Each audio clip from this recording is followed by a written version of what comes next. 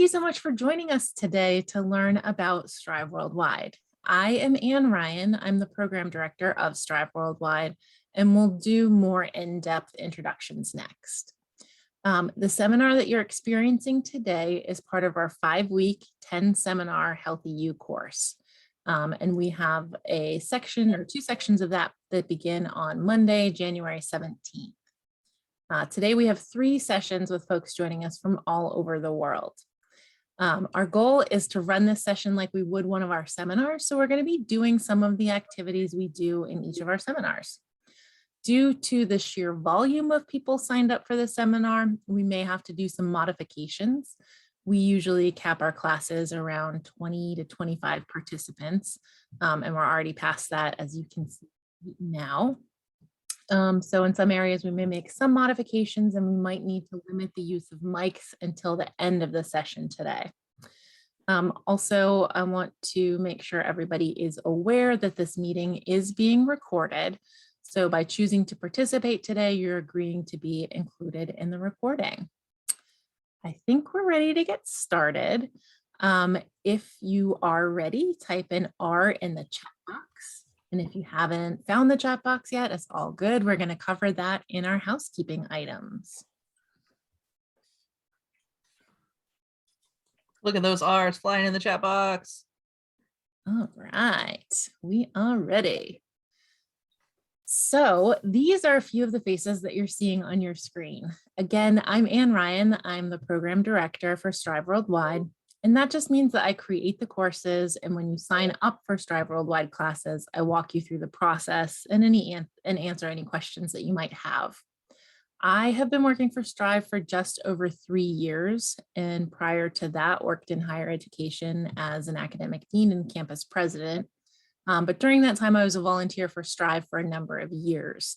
And so when we decided to launch this first of its kind program, I was thrilled to become a part of the Strive team, not just as a longtime supporter and volunteer, but as a staff member too.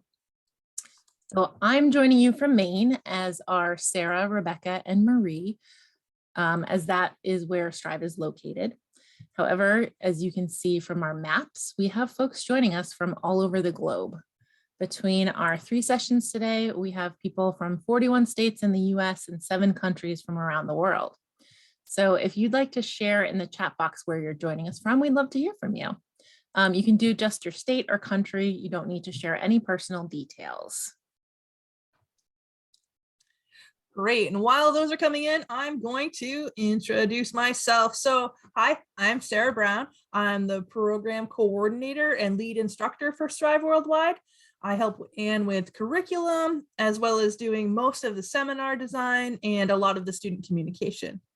I live in South Portland, Maine, where currently the temperature is 7 degrees with a feels like factor of -10. So I hope it's warmer wherever you are. I don't know. I see some people from Minnesota on here. I don't think it's any warmer there. I don't know. Kathleen T from Las Vegas. I bet it's warmer there. Yeah. We got Beth from Portland. Florida.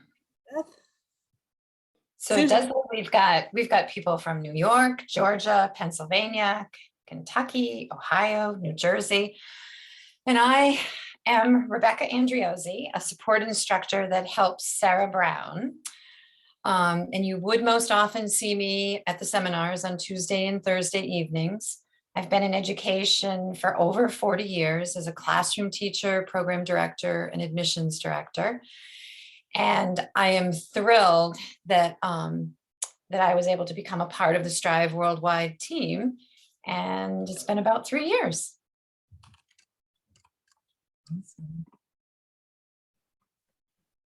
Marie, do you want to introduce yourself?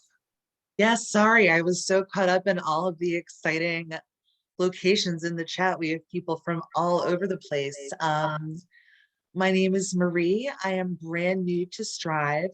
I have about 10 years of experience working with young people and teens in both public libraries and classrooms, and also in supported group homes and in shelters. I love talking about life skills and independence and helping people work towards their goals and be, really active members of their community. And so I'm so honored to be here at Strive and really excited that you're all here today with us. Fantastic. Yeah, awesome. So last but not least, I suppose, is myself. My name is Katie Ryan, and I am the Director of Curriculum and Instruction at Adjoin. And we are an organization that partnered with Strive in early 2021 to be the exclusive California provider of the Strive Worldwide educational content. We're in the process of launching the California program called the In-Flight Skills Academy. And we are also in the process of seeking funding approval from California regional centers. I see from Kathleen T that it's 62 today where you are. Like I said, I'm actually located in San Diego, California, and it's really warm today as well. I was talking to Sarah and everyone earlier, and I think the high today is like in the 70s. Which is really, really warm for January. Yeah, we almost disinvited her to this session. We were so jealous. Awesome. All right, next up, we'll go over our agenda for today. So here's what we will be covering today. We expect the seminar to be about an hour long. We've planned some time for questions from all of you. So depending on the number of questions, it may be a bit more or less than the planned time. And we will stick around at the end to answer any additional questions and do an optional demonstration of the self-paced part of our coursework. So here's what we've got. We will start with some quick housekeeping, how-to items. We will do some introductions, which we did. We will do an icebreaker activity that is a seminar favorite. Then we're going to learn about SMART goals, and then we'll focus on how you can use tiny habits to make big changes. We will meet the Not Yeti, who reminds us to keep a growth mindset and discuss how practice makes progress and not perfection. And then we will finish up with some next steps and tell you a bit more about the Strive Worldwide program, our online program, and this seminar, which this seminar is part of, as well as our partner agency in California, which is Adjoin's In-Flight Skills Academy, and that would be Katie.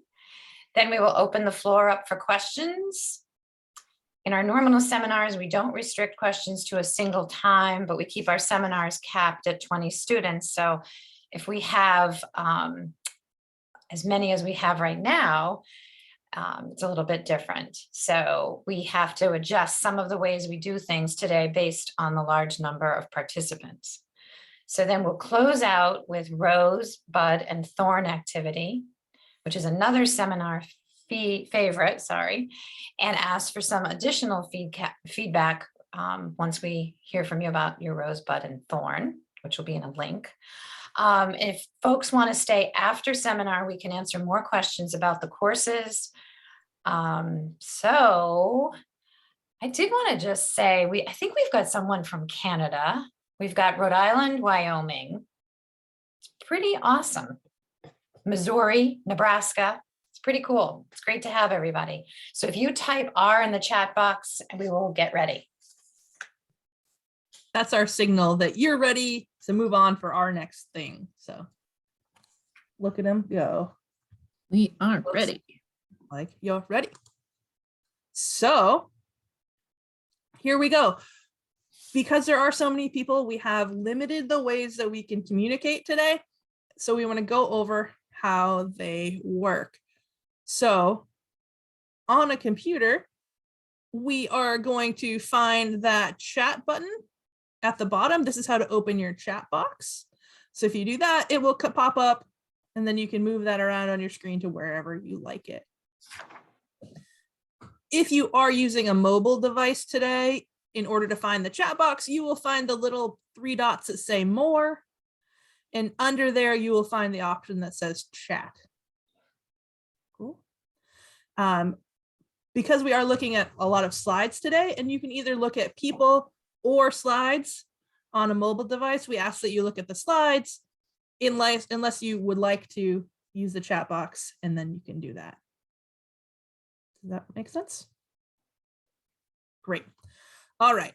Next up, remember there are a lot of people here, so we want to keep the chat box comments on topic. So please just type your message once to keep it neat. We do have lots of Strive staff here, so they are watching the chat box. So if you have a question, somebody will see it. Okay. Next up, because we don't want to limit communication too much, you will be able to use your microphone if you choose. So right now your microphone is locked off. If you would like to speak your comment rather than typing, if you raise your hand, and there's a couple of ways that you can do that, which we will address on the next page, how to raise your hand digitally. But if you just also want to put your hand up and your video is on, we'll see you and we can ask you to unmute, and then you can ask your question. Great. Sound good? All right, moving right along. Okay, so at the beginning of each of our courses, the students create shared group norms that we all agree to for that 5-week class. We don't really have time to do that today, so we've pulled some of our universal group norms that we will all agree to follow today. And those are on your screen now. Treat people the way you want to be treated, be on time or come in quietly, take breaks when you need them, turn off your camera if you need privacy, keep private things private, stay on topic in the chat box using kind and respectful words only, and then, like Sarah was just talking about, leaving your mic off and raising your hand to speak. To do that, I'm going to teach you how to do that real quick. To raise your hand, you will look, oh, I forgot about these. If we aren't following these norms, then the staff will remind us with a private message. And if that doesn't work, we may remind you out loud. And if that doesn't work, you may be sent out to the waiting room. Like I mentioned, those are just very common for our courses. And so to go on to how to raise your hand, you can find the reactions button at the bottom of your screen. If you're on a computer, looks like that little smiley face with the plus and it says reactions. If you click that, it'll open up this box and you would raise your hand. If you click that raise hand button, it will move you to the top of our screen and we will definitely see you and we can have you unmute so that you can ask your question. If you are on a mobile device, you will find that button in the same place as the chat. So it's those 3 dots at the bottom that say more. If you touch that, there's also a raise hand option. So don't be shy. If you'd like to raise your hand, we'd love to hear from you. And I think, oh yeah, if you have your video on, you can always just raise your hand old school. Might be a little more difficult for us to find you, but we're looking, okay? So go for it. If anybody wants to practice raising their hand now before we get too far into it, please feel free. We'll lower it for you. Great. Nice job. I see Joanne's hand. Nice. Sarah, wow. Yep. Awesome, guys. Great. We know that they're working. Nice. There's Zaka. All right, let's keep going. Rebecca, what does this mean? Okay.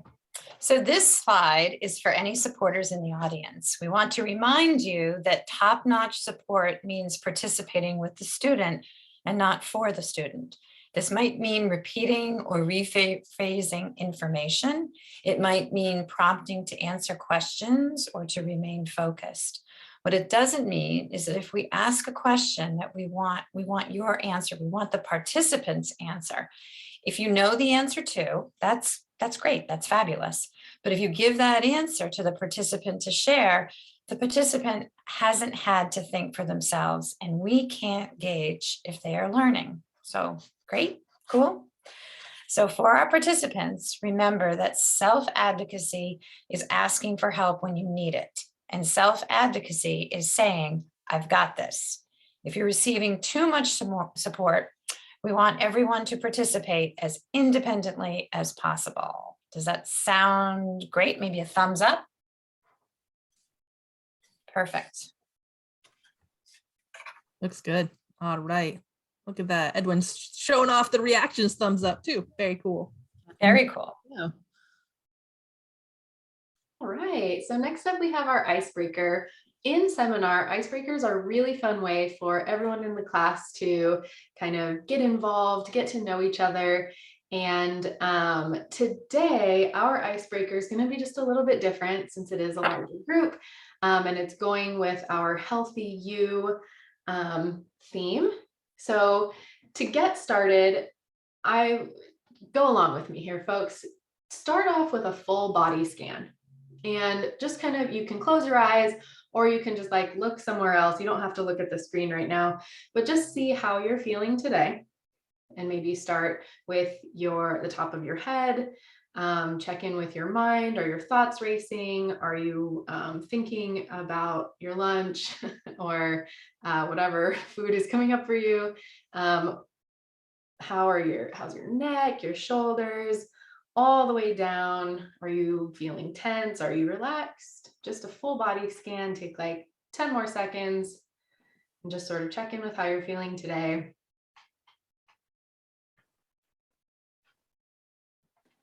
Great. And if you have any sort of reflection that you'd like to share, I'd love to hear maybe a 1 or 2 word description in the chat box. If you're feeling tense, if you're feeling tired, if you're feeling excited, if you're feeling nervous, Sarah's feeling a little anxious, right? A lot of people here. Yeah, there are. And this is a big presentation. Tired and sore, absolutely, right? Back from some holiday breaks, and it's sometimes a tough thing. Oh my gosh, sleepy, but also energized, sleep deprived, a new puppy, sluggish, tired and stressed. Gosh, guys, I get it. This all resonates. So our next sort of little activity is just a 1-minute meditation. And it's just a kind of a peaceful moment. So what we're going to do is we're going to go to a website that I highly recommend. It's called Insight Timer. And this is just, it's 1 minute, and let's get ready for it. So before we start, go ahead and try to sit up kind of straight wherever you are. See if you can get your feet flat on the ground, and then relax your hands, either like in your lap or on your armrests or wherever you are, and see if you can sort of take your shoulders and just let them kind of fall away from your ears, sort of press those down, sitting up tall. And you can, like I said, you can close your eyes, you can just look at the ground or whatever you'd like, but we're going to do just a 1-minute guided meditation here.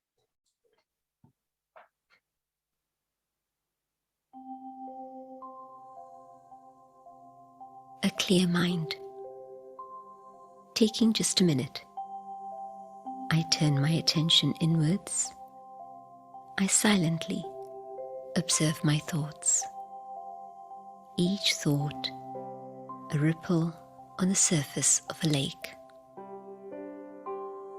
I gently remind myself I am like that deep, tranquil lake. As my mind touches tranquility, I allow calmness to wash over me, clearing the mind, returning me to my true peaceful nature. I allow peace to flow into my actions.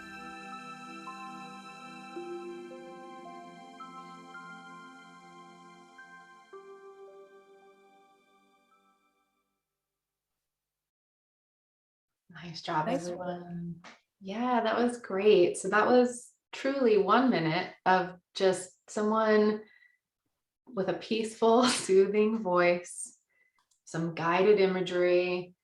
And I'm curious if anyone can feel sort of a change, even in just that 1 minute. I know it was so brief, but go ahead and do that full body scan one more time and think, do I feel a little bit lighter, a little bit more, maybe a little more focused, a little more like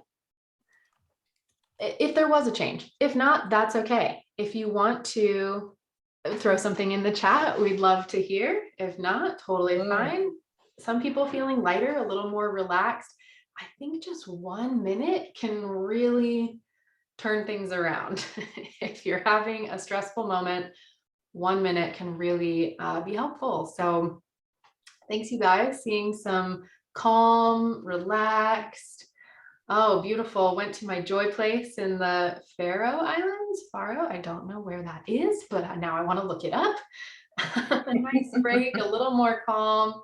I love Insight Timer, and that it is just a website you can go to and find just some really nice.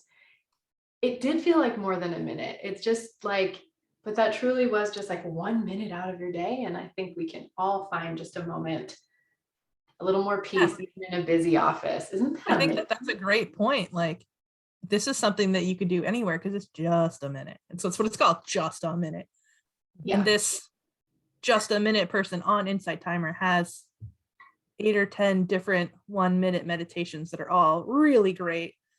And if we can all feel 1 minute of peace in a day, pretty awesome. Great. Just a really nice feeling. So thanks everyone for taking that little minute icebreaker with me. And I think we're ready to dive in.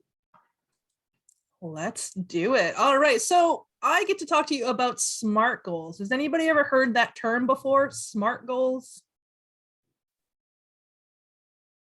I see a couple of people nodding, a couple of people shaking their head. Yeah. Some no's, some yeses. New to some Cool. folks. Great.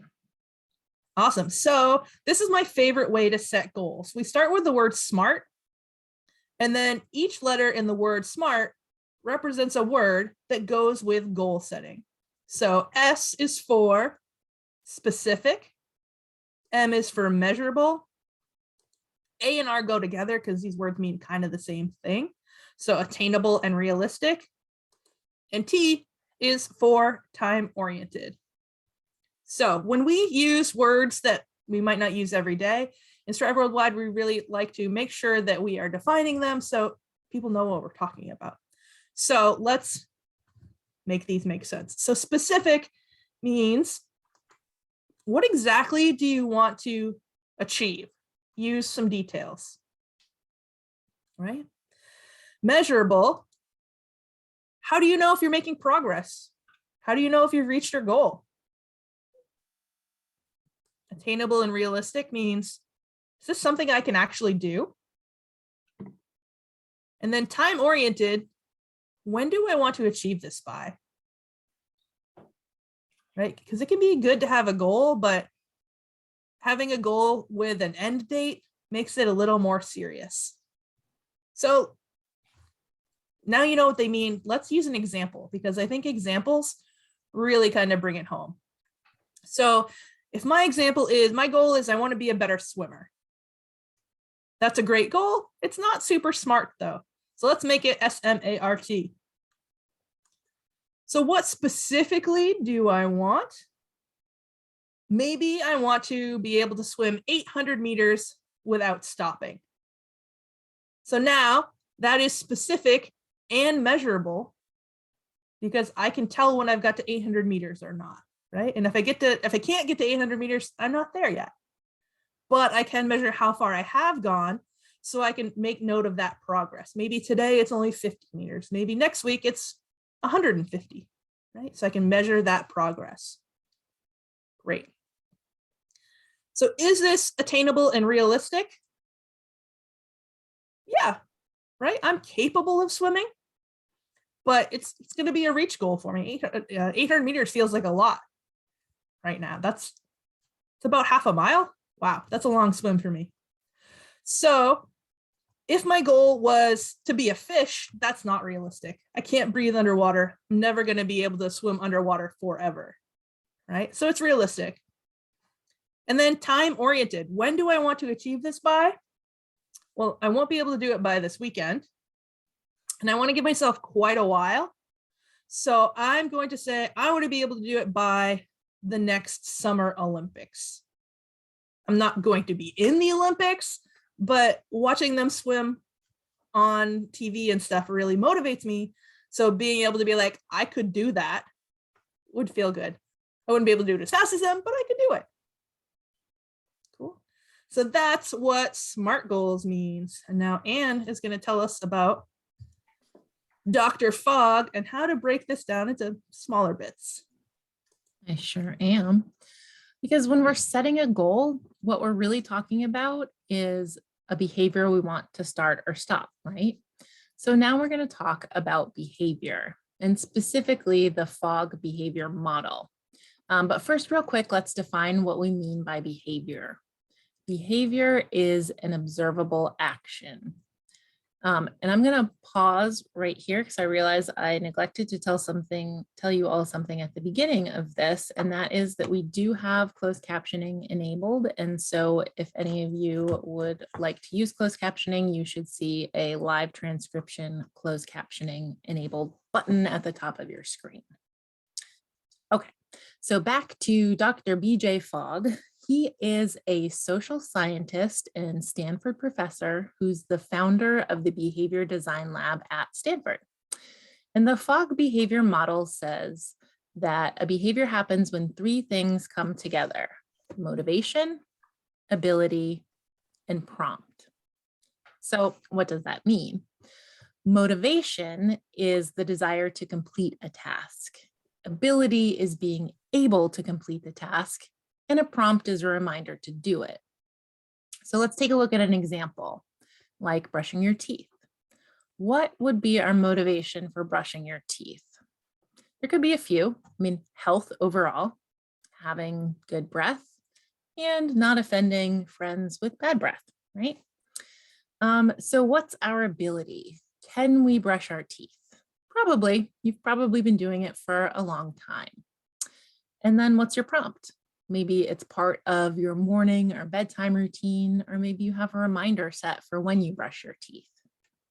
All right, so that's great work with what a behavior is, but now let's think about what happens if we want to add a habit. So Dr. Fogg also has an idea on how to start new habits. He suggests anchoring or connecting a new behavior or habit to something that you already do, then making an itsy bitsy tiny commitment or promise, maybe even so small that it's silly. And then when you do it, you celebrate. So it's the ABCs of habits: anchor, behavior, and celebrate. What's the smallest thing you can think of that would make a situation better? Then when you do it, you celebrate. So here's my example. When I finish work for the day, I will pick up three things from my living room. It could be a dirty dish from breakfast. It could be putting away one of my son's toys or tossing a piece of junk mail. But once I've dealt with them, I can celebrate by reading a chapter in my book, and that helps to keep my room tidier. Dr. Fogg created this recipe card with his ABC ingredients. Let's see that recipe card. There it is. So it goes like this. After I blank, I will blank, then I celebrate by blank. So let's take a look at a couple of examples. We can continue with using the example of brushing our teeth. That can be an anchor moment. This is something, again, we hopefully do as a routine. So it's a perfect anchor moment. We might not even really have to think about needing to brush our teeth. We just do it when we wake, after we eat, and before bed. So let's take a look at some tips and tidbits. This is an example of a routine that we can use for an anchor moment. Now, if you ask my dentist, a habit that many more people could benefit from is flossing our teeth, right? It's not a hard task to do, but I'll be honest, I struggle with it, as my dental hygienist reminds me again and again. So a tiny habit would be to floss just one tooth, just one. So let's take a look at our second tip or tidbit. It should be ridiculously easy. So easy that our ability to do it is through the roof, and you might actually feel silly if you can't get up the motivation to do it. So if my goal is to floss just one tooth and I can't do it, I can do it. I can definitely do it, right? It's easy. So our ability to do it is through the roof. And again, I might feel silly if I can't get up the motivation to do that teeny tiny task. And flossing teeth isn't hard.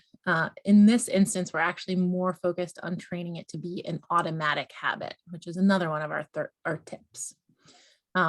So we're training to be an automatic habit versus getting better or having the task be easier. So when you have the floss out, you can certainly floss more, but to get to the celebration, you just need to do the one. And then you can increase what your tiny behavior is over time. And eventually you won't need the recipe. We lose Sarah? All right. I'm gonna pivot and share my screen in just a moment.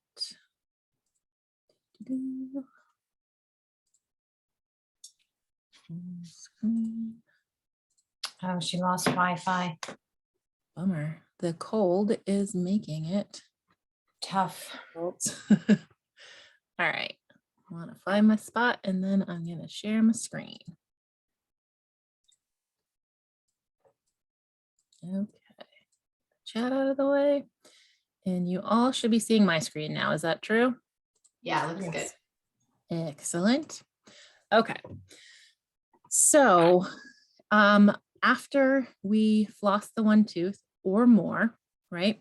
Then the last part is a celebration. So I'm going to celebrate by doing fist pump.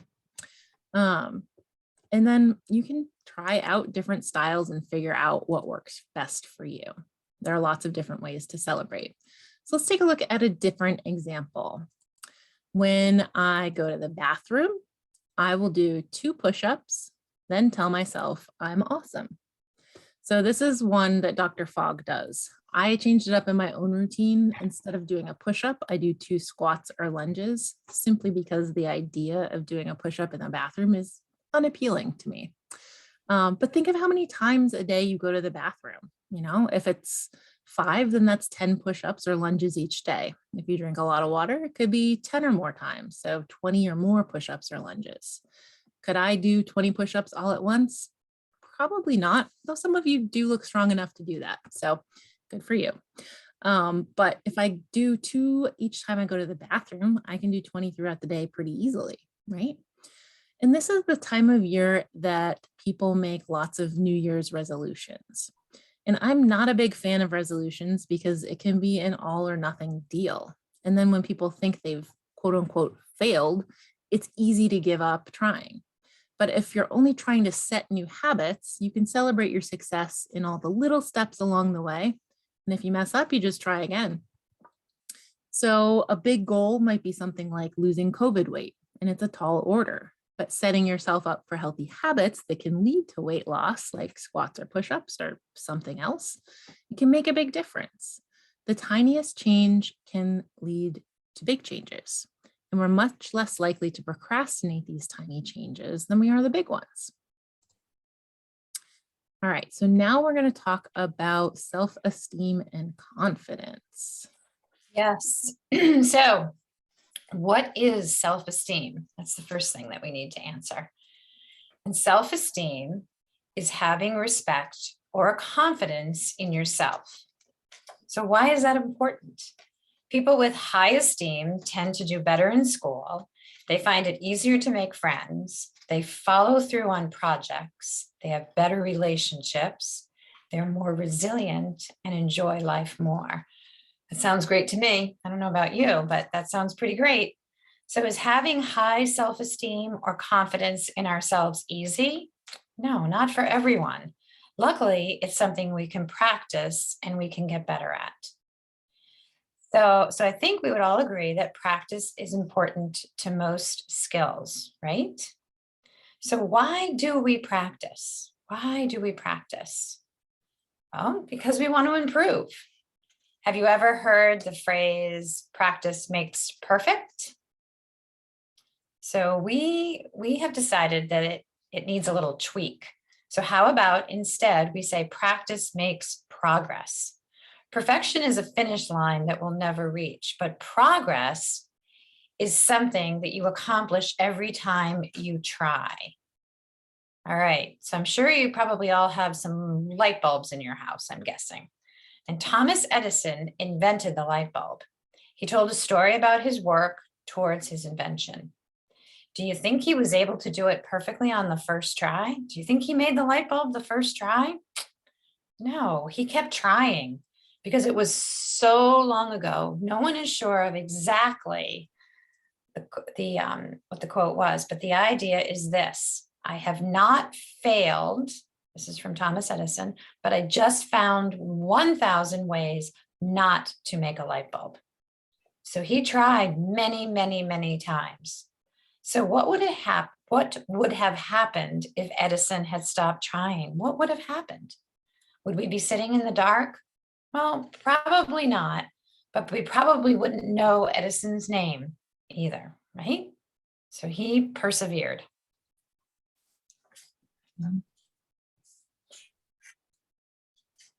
So now we're going to talk about the Not Yeti. And I'm a little sad because Sarah invented the Not Yeti and she loves to talk about it. She's missing out, but that means I get to talk about it instead. Back. Wait, she's back. I see her. She's back. I don't see her. In perfect time. Here, I'm going to ask her to unmute. Thank you. What a mess. What a perfect time for my internet to go Look down. at, see, but here you are. You're going Love to it. talk about the Not Yeti. I know it. Whew. All right, shake it off. I'm good. Let's go. So, Yeah. go team. Edison had a growth mindset. So we're going to work on building our growth mindset. So this is my friend, the Not Yeti. He's going to help us remember that we're growing. So we're going to look at a little activity here. I'm going to give an example of something I can't do. And then the Not Yeti will remind me that I can't do it yet. So then you'll help me fill in the last box with something that I could do to work towards progress. So here's my first one. I can't run a marathon. I just can't do it. I'm not built to run a marathon, right?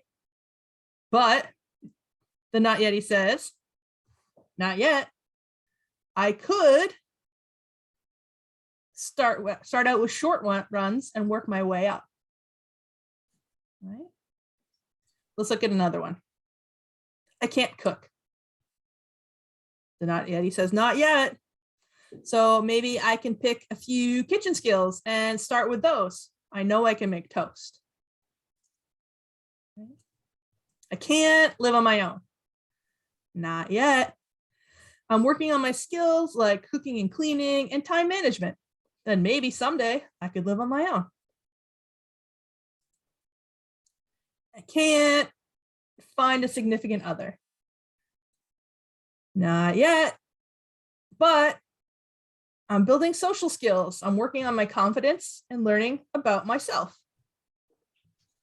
So I like to think about the Not Yeti when I get stuck on a can't. I can't do this, I can't do that. I'll think of the Not Yeti and be like, well, the Not Yeti believes in me, so I can do it someday. So the Not Yeti believes in you, and so do we.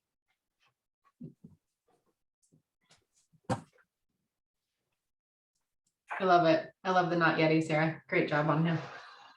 I do too. I bought my son a Yeti that when he gets frustrated, he talks to the Not Yeti. It's a great tool. Perfect. So now we're going to talk about some next steps. If you enjoyed your time with us today and are interested in taking a class, or if you work for an agency or school and are interested in learning more about how these programs can work for you, here's what you can do next. For students, we are offering a free course to the first 20 people who reach out to me and Ryan. We have 10 spots held in our day section of Healthy You and 10 spots held for our evening class, both of which begin on January 17th. The seminars meet on Tuesdays and Thursdays with a day session meeting from 10:30 to 11:30 a.m. Eastern Standard Time, and our evening sessions meeting from 7 to 8 p.m. Eastern Standard Time. So to claim one of those free seats, you can email me at aryan@pslstrive.org. Then for all other students, we have a 20% off coupon code you can use at checkout. The coupon code is free seminar, no space, all capitals. And then Yeah. yeah. Awesome. So similarly, here in California, we also have 10 free spots in our classes that are offered on Pacific Standard Time. And let's see, so these 10 free spots are scholarships that we've sort of raised money for as we're getting in-flight started and as we wait for California Regional Center funding. So if you would like, if you're in California and you thought this sounded really fun, all you would need to do is reach out to me to claim one of those 10 spots at katie.ryan@ajoin.org. Awesome. And if you're a professional, there are many ways that we can partner with agencies and schools. We can offer individual sections, group rates. We can talk more about in-depth partnerships like we have with Ajoin's In-Flight Skills Academy. Again, In-Flight Skills Academy is the exclusive licensed provider of Strive Worldwide curriculum in California, where they essentially lease our curriculum and then teach it themselves. So if you are an agency or school in California, you would contact Katie, and there's her email there. And if you're in another part of the country or world, you would contact me. And we can take a look now at some of our upcoming classes. Again, our next class runs from January 17th to February 20th. And as you may have guessed, due to the content of today's session, our January course is Healthy You. So we're focusing on starting the new year off in a healthy way.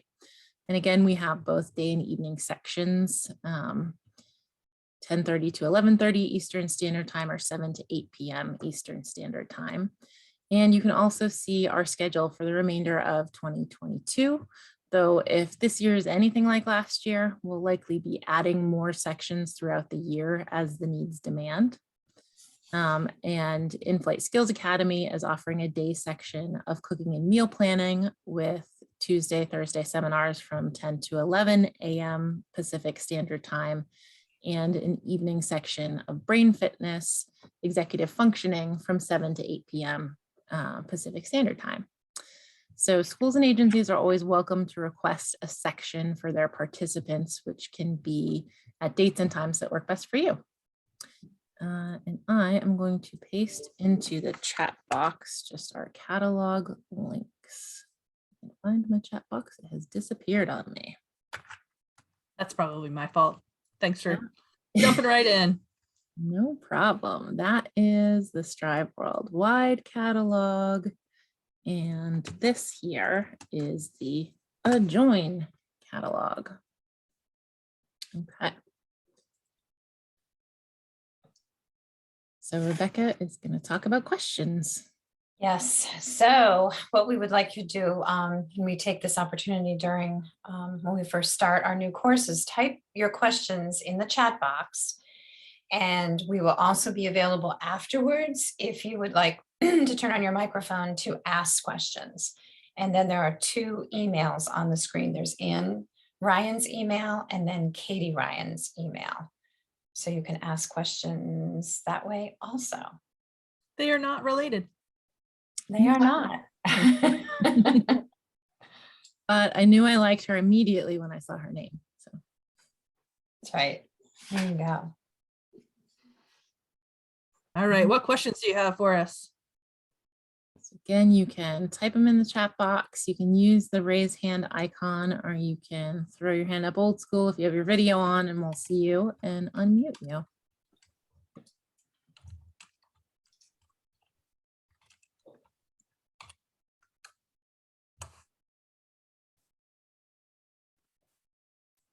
I thought I would be the first one to ask a question. So I people won't love be it. shy.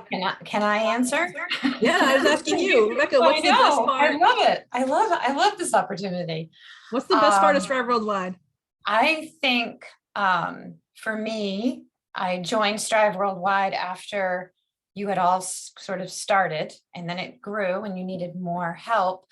And as I've done all the seminars, particularly in the evening with Sarah, and with many, many participants that have taken several courses, the thing to me that is so, so fabulous to watch is the progress of the participants. So to see participants go from having some support staff to not having any support staff, to see participants go from, not sure about their homework and the self-paced work, to all of a sudden being able to do the self-paced work on their own is amazing. To see the participants have a voice during seminar, to ask questions, to answer questions. Yeah, there's a lot more, but that's for me, I think that's probably the thing that I've treasured the most. It's been awesome. Awesome. Our next question is, can you give some examples of what is taught in the curriculum? And Anne, I think if you go back one slide. Yep. Here we go. Sorry. Here we go. So these are the classes that we are teaching in 2022 for both Strive Worldwide and Adjoin. So every class focuses on a different independent living skill. And in our 5 units, each unit has a different learning outcome that we're teaching to. So for Healthy You, I'm not going to remember the learning outcomes on the top of my head, but I know we do healthy mind, healthy body, healthy spirit, and creating a plan for a healthier you. So in each of those, we're focusing on a different part of health. For cooking and meal planning, we do things like how to follow a recipe, how to, from a recipe, make a grocery list, how to make a meal plan for the week, what that looks like, what goes into planning, and all of the different aspects of it. So for each of our classes, we do have stated learning outcomes that you can actually see in the course catalog, so you can get a better sense of what all we will be learning in each of the classes. Yes, if I can just kind of piggyback on that, what I would recommend if you are interested in certain classes or just kind of want to get a better overview of what happens in each class, if you go to the course catalog and click on a class, it will pop up the learning objectives and kind of an outline of the whole course. And so you'll be able to get to see what the course covers. Awesome. I think our next question is from Robin, and it says, sorry, my phone rang when you were addressing how you would support professionals in special education. So could you please advise? Yeah, there are a number of different ways we can do this. We have schools that send single students to a particular course, to all of our courses, and in between as well. So because our courses have learning outcomes and objectives, and because we measure them, some schools have been able to take that and map them to an individual's an IEP goal, or a goal that the learner has. And so we have some schools that are fully in-person right now, but they have some students that aren't comfortable with in-person learning, so they want to have online support and learning, and so they'll send their students to us. We also have had schools request, ask if they can request sections. So we have our schedule for 2022 all laid out, but if a school says, we have 10 students who we'd like to take this course, we want it at this time, and from these dates, we can be flexible with that as long as we have teaching staff available at that time. Robin, we have had it go both ways. We've had more often than not, we'll have the school will pay for the course. In some instances, if it doesn't fall in line with an individual's goals, then the school will say that's not something that they can pay for. but it really depends. It's up to the school district. Great. And then if I could, I'm going to jump back up to Patricia where it says what age group would most benefit. I think we have current students from 16 to 68 right now. And I think by looking at a cohort of our students, you wouldn't be able to tell who is what age. So really all ages is applicable. And everybody really has a good time. We do ask everybody is 16 or over so that we can talk about some adult topics in some of our healthy U classes and in some of our social skills and healthy relationships classes. We might talk about some sensitive information, and we prefer that everybody is of legal age so that we don't get into any really awkward situations. And then Kathleen asks, how do you measure the participants' ability to absorb the offered material and to apply them in their daily lives? That sounds like an Anne question. Yeah, that's a great question. So I started to talk a little bit about that with the learning objectives. And then, so I don't even know that we've gone into great detail on how the courses are set up. So we have our seminars like you experienced today that meet twice a week in Zoom, just like we are today.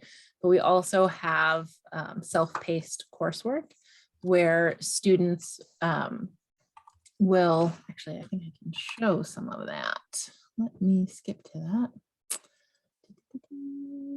Okay. All right.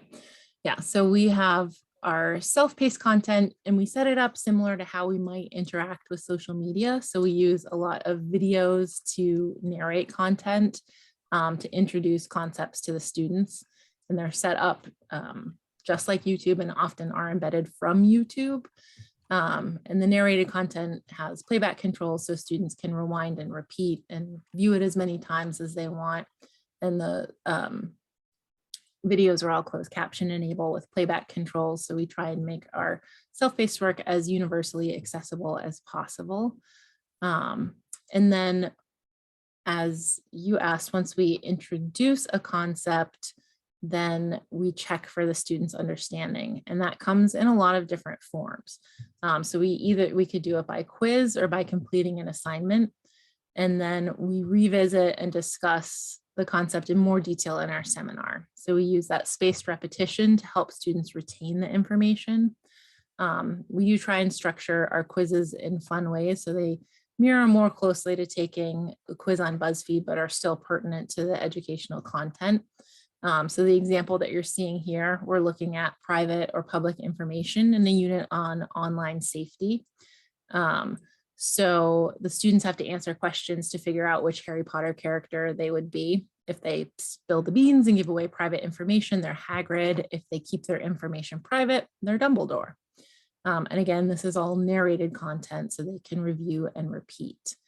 And so we don't have the classes or the quizzes set to pass or fail.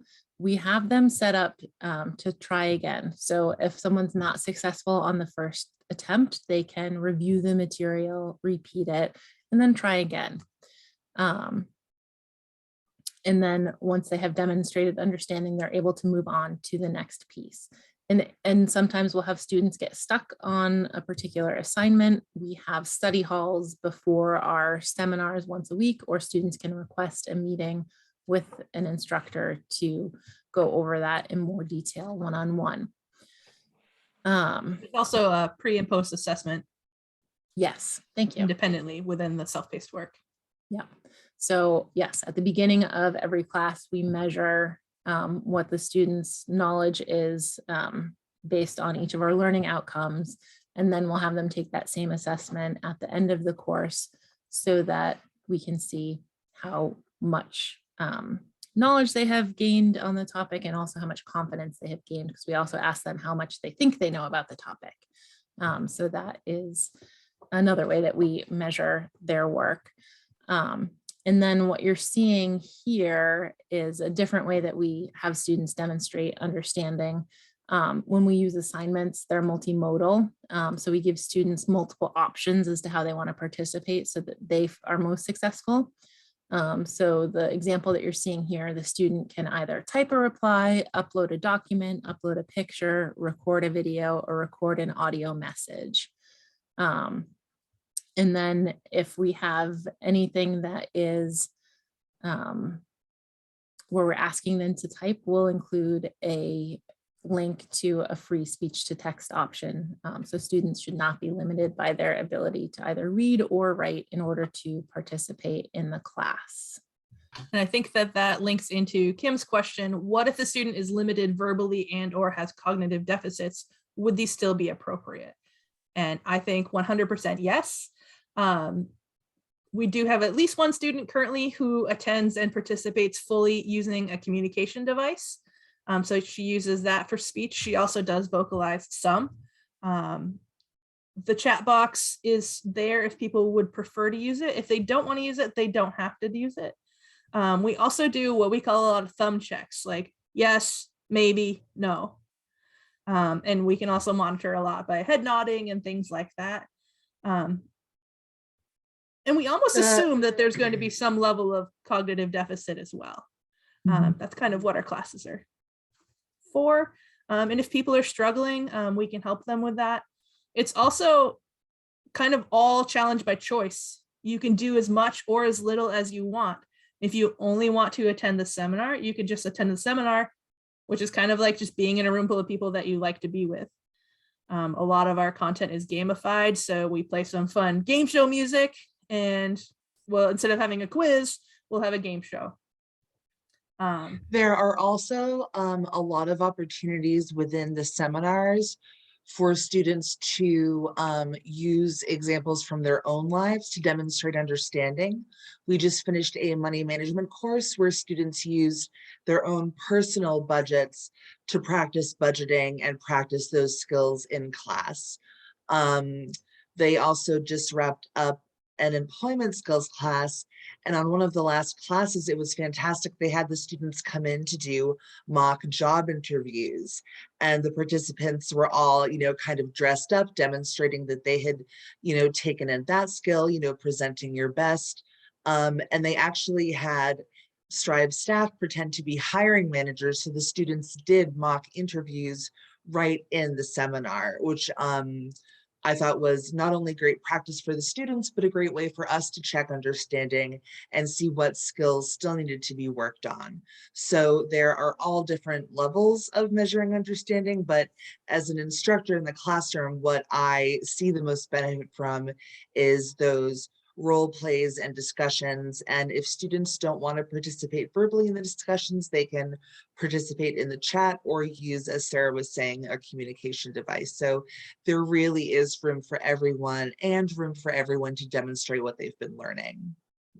Also, anytime there is text on a screen, there's also a have it read to me option in the self-paced work, and any text that we put on a screen during the seminar, we're going to read it out loud as well. And I think it is time to move right along to Rosebud, Thorn, Rebecca. Here we go. So Rosebud and Thorn is something that we do at the end of our seminars, and it helps us because it basically is asking the participants, what have you learned? So the rose is something that you learned. The bud is something you are looking forward to. The thorn is something you are still unsure of. So these goals, this helps us when we get the answers from the participants to quickly determine which concepts were the most difficult for the students to understand, so that the instructors, we can email our clarifications or spend more time during the next meeting or during study hall. It also compels the students to reflect on their learning and identify concepts that they were maybe having trouble with. So in this particular session, because this is a larger session than we typically have in our classes, we're going to do this activity as a survey instead of a discussion. Normally it's a discussion, or people can, students can put it in the chat. So it's the end of the open house. So clicking on the link that is in the chat will send out that survey. You'll receive that, you'll have that survey, and then you can fill out your rose, bud, and thorn. And you can also have an opportunity to give us any other feedback, any other questions, so that we can follow up with you. Does that make sense? And as you are doing this, and we are past 2 o'clock Eastern Standard Time, so if you do need to go, we certainly understand, but we can stay on for more questions as well. And I wanted to circle back to a couple of questions. Let me scroll back up. Oh, so to Kim's question earlier, I think everyone did a fantastic job talking about if these courses would still be appropriate. I did want to talk, we talked at the beginning about our do with, not for philosophy. And that is because we invite our students to bring supporters to the class. And so we see students with varying levels of ability that will attend either independently or with support, and all is totally fine. And we do see students that what we've seen as a pattern is students will start off with support, and then after a couple classes or even just a couple seminars, they will attend independently. And so that is growth that we're able to see, and also just speaks to kind of the varying levels of abilities that we have in our course. And I also wanted to underscore the point that Sarah made, that students can attend and participate to whatever level they're comfortable with. So one thing we didn't talk about is that when students complete the self-paced work, they earn a certificate of completion. And we have competency certificates where those courses, students will take 4 more courses that will lead to a competency certificate in either employment, health, safety, or relationships. And so to earn those certificates, you do have to complete both the self-paced work and the seminar, but that's not a goal of all of our students. Some of our students just want the exposure to the materials so that they attend just the seminars. And we're still able to measure growth in their knowledge by doing that. The other thing that I think is really important is that students don't lose access to the classes.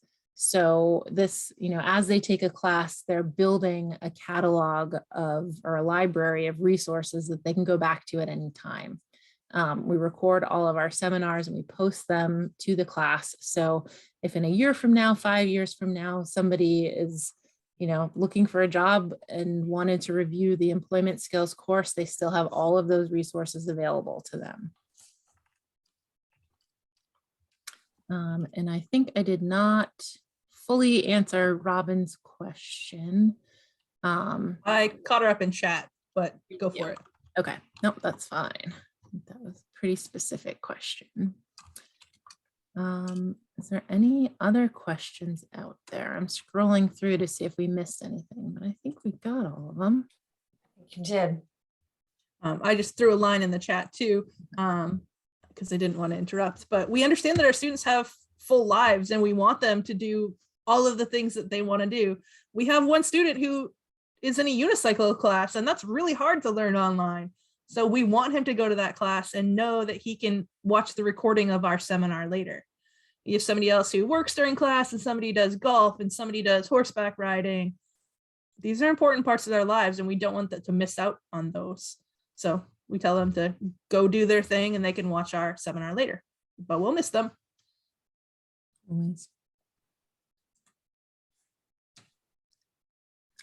Does anybody want to use their mic to ask a question?